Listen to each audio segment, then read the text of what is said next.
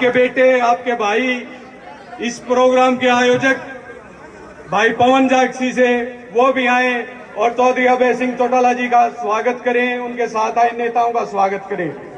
मैं सबसे पहले उन नौजवान साथियों का धन्यवाद करता हूं, उनको बधाई देता हूं कि जिन्होंने हजारों की संख्या में इकट्ठे होकर के बिचपड़ी गांव से लेकर के जागसी गांव तक एक लंबे मोटरसाइकिल के काफले में बहुत ही उत्साहवर्धक नए जोश और खरोश के साथ जिस ढंग से आज इंडियन नेशनल लोकदल पार्टी को ताकत देने का काम किया, तो मैत्री पूरे प्रदेश भर के लोगों के बीच में इन युवाओं ने संगठित होकर के पहुंचाने का काम किया। मैं उन युवा साथियों को हार्दिक बधाई देता हूं, वहीं साथ साथ उनकी एक जिम्मेवारी भी लगाता हूं। बड़ौदा की विधानसभा का उपचुनाव की तारीख किसी दिन भी तय हो सकती है।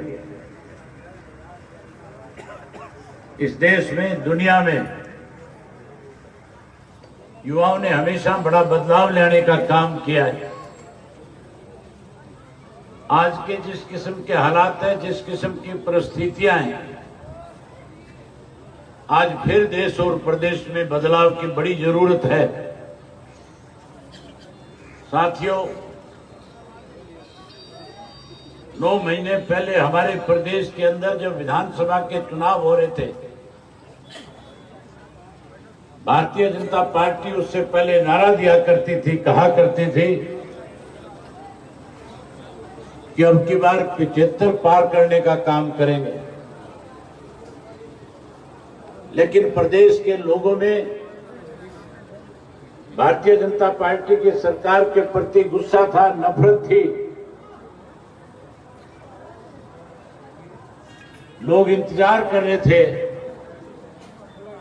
कि कब हमें अपने वोट डालने का समय मिले, इस 75 पार वाली को सत्ता से बाहर करने का काम करेंगे। पूरे प्रदेश की जनता ने एक मन बना रखा था कि भारतीय जनता पार्टी को सत्ता से बाहर करेंगे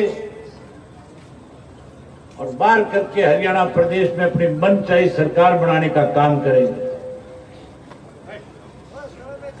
उस वक्त साथियों, चाहे हम लोग थे, चाहे कांग्रेस थी और चाहे चौधरी देवीलाल की नीतियों का बखान करने वाले वो लोग थे जिन्होंने आज चौधरी देवीलाल की नीतियों को गिरवी रखने का काम किया है।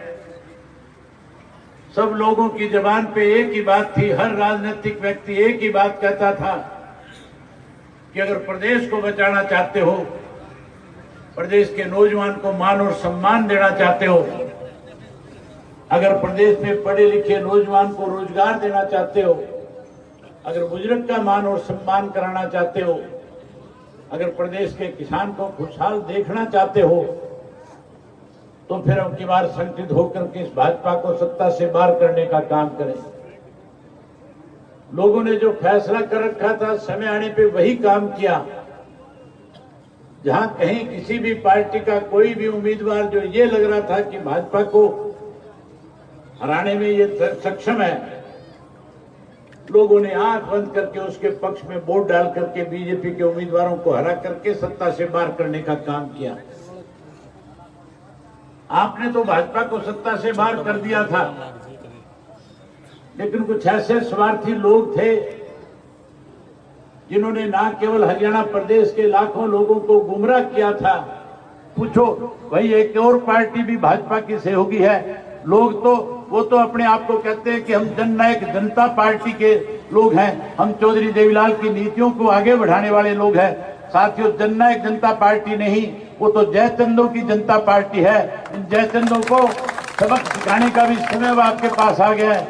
इन जयचंदों को की बार सबक सिखाओ जिन्होंने आपके साथ बड़ा विश्वासघात करने का काम किया, जिन्होंने चौधरी देवीलाल की नीतियों को भाजपा के गिरवी रख दिया, जो उनकी गोद में जाकर के बैठ गए, जिन्होंने बहुत सारे लोगों के अरमान तोड़ने का काम किया, जिन्होंने लाखों लोगों के साथ विश्वासघात किया, उन लोगों की जिनकी आत्माओं को शांति मिले, जिन लोगों की आत्मा जिनको इनको लेकर के आज कहीं ना कहीं दुखी है, बड़ौदा के लोग इनकी जमानत जब्त करा करके इस बात पे लोगों को राहत देने का काम करें। यही बात आपसे कहने और करने के लिए आया था। लंबा समय हो गया, बात बहुत आपसे बीच में करनी चाहता था, मजबूरी है, काफी देर होगी, आपको भी अपने अपने घरों में जाना है। एक बार केवल आपसे निवेदन करूंगा कि इस चुनाव के अंदर साथियों बहुत सोच समझ करके निर्णय लेना। भारतीय जनता पार्टी और कांग्रेस दोनों ने हमें हमेशा परेशान करने का काम किया है। गरीब को, किसान को, मजदूर को, पिछड़े को कैसे कमजोर किया जाए, इसके लिए योजनाएं बनाने का काम किया है। ऐसे लोगों को सबक सिखाना और नए सिरे से चौधरी देवीलाल की नीतियों पे मोहर लगा करके इंडियन नेशनल लोकदल पार्टी के प्रत्याशी को जिताने का काम करना, यही बात आपसे करने आया था। आपने मेरी बात सुनी, आप सबका बहुत धन्यवाद। जय हिंद, जय हरियाणा।